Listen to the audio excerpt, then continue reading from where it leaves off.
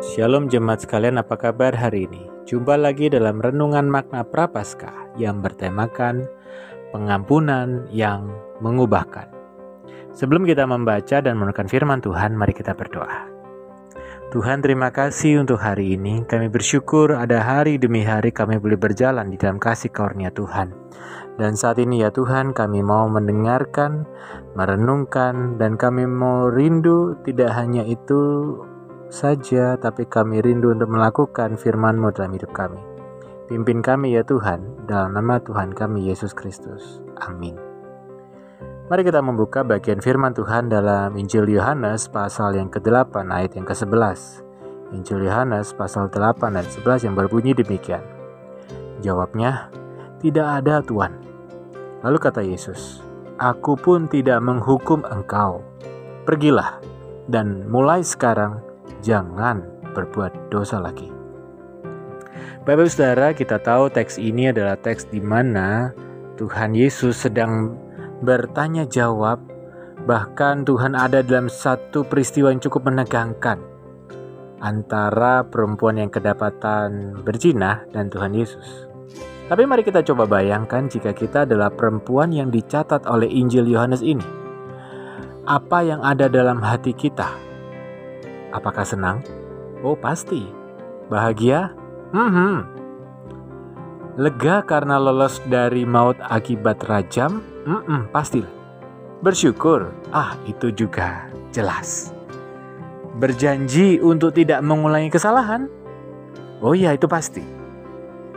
Nah, dari kisah yang kita lihat ini, kita baca ini terlihat situasi pada saat itu ada ahli Taurat dan orang Farisi membawa kepada Yesus seorang perempuan yang kedapatan berbuat zina.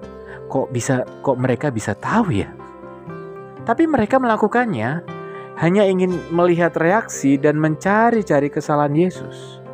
Mereka bertanya kepada Tuhan Yesus akan lakukan apa terhadap perempuan ini.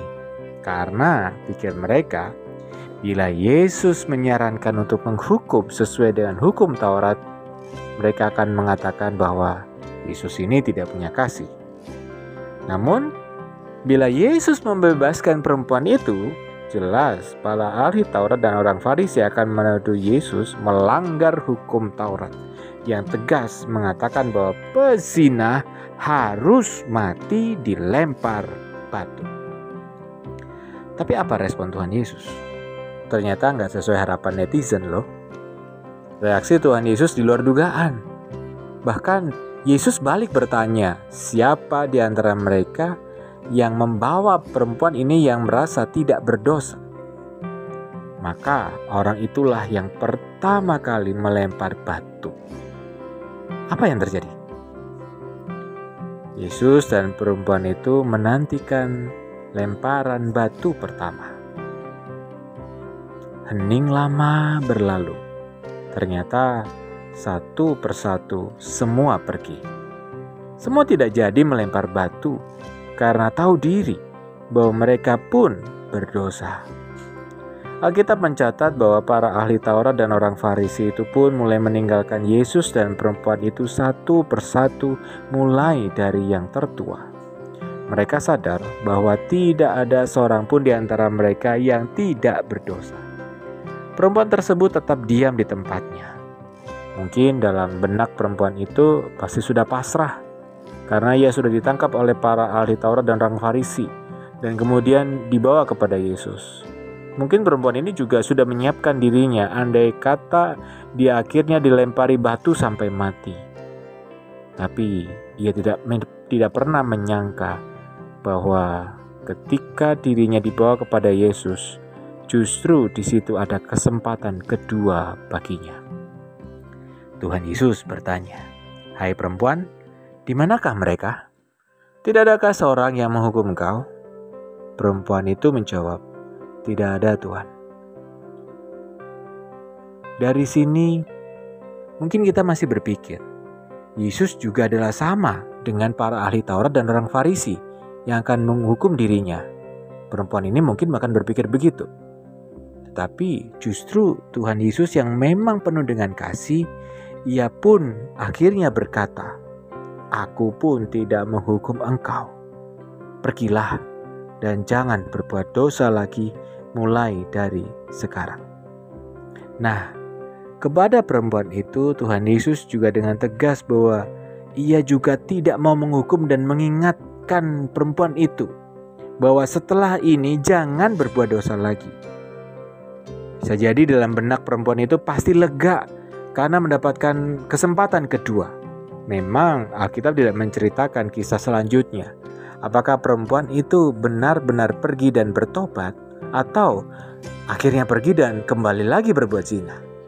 Tetapi akan sangat keterlaluan apabila perempuan tersebut yang telah diselamatkan dari kematian masih berani melakukan dosa lagi. Bapak Ibu Saudara, kita pun adalah orang-orang berdosa yang pantas untuk dihukum. Tetapi Allah dalam Tuhan Yesus begitu mengasihi kita dan mengaruniakan pengampunan dosa dan hidup baru. Dan inilah kesempatan bagi kita sebagai orang yang bebas, yaitu kesempatan kedua. Tuhan Yesus berkata pergi. Di sini artinya pergi menjauhi dosa. Mungkin kita sedang berada di lingkungan orang-orang fasik yang membuat kita jatuh dalam dosa. Untuk itu kita perlu pergi dari lingkungan pencemooh dan orang-orang berdosa dan kembali mengikuti jalan Tuhan serta merenungkan firman Tuhan siang dan malam. Seperti yang tercatat dalam Mazmur 1 ayat 1. Jangan berbuat dosa lagi berarti kita harus meninggalkan apa yang dahulu kita anggap sebagai keuntungan, tetapi sekarang kita harus hidup mengikuti kehendak Tuhan Yesus. Filipi 3 ayat 8-13. Kita yang pernah mengalami masa-masa jauh dari Tuhan, kita yang pernah jatuh dalam dosa, kini Tuhan telah memberikan kesempatan kedua. Sejauh apapun kita telah menyimpang, Tuhan masih mau memberikan pengampunan sepanjang kita mau benar-benar bertobat. Yang terpenting bagi kita, jika kita ingin bertobat, kita harus mau mengikuti apa yang Tuhan katakan, yaitu pergi dan jangan berbuat dosa lagi. Jadi, sudahkah kita pergi dari dosa dan tidak berbuat dosa lagi?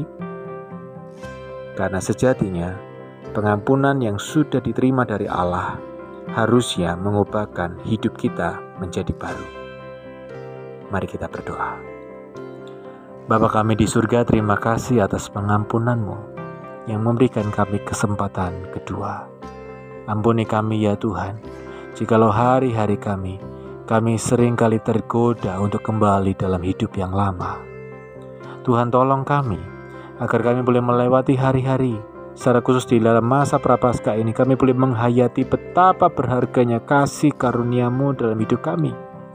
Sehingga harusnya kami hidup di dalam kehendak-Mu, bukan kehendak kami lagi.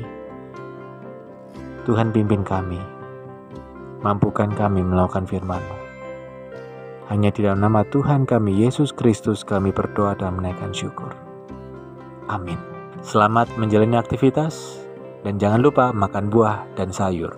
Tuhan Yesus memberkati kita semua. Amin.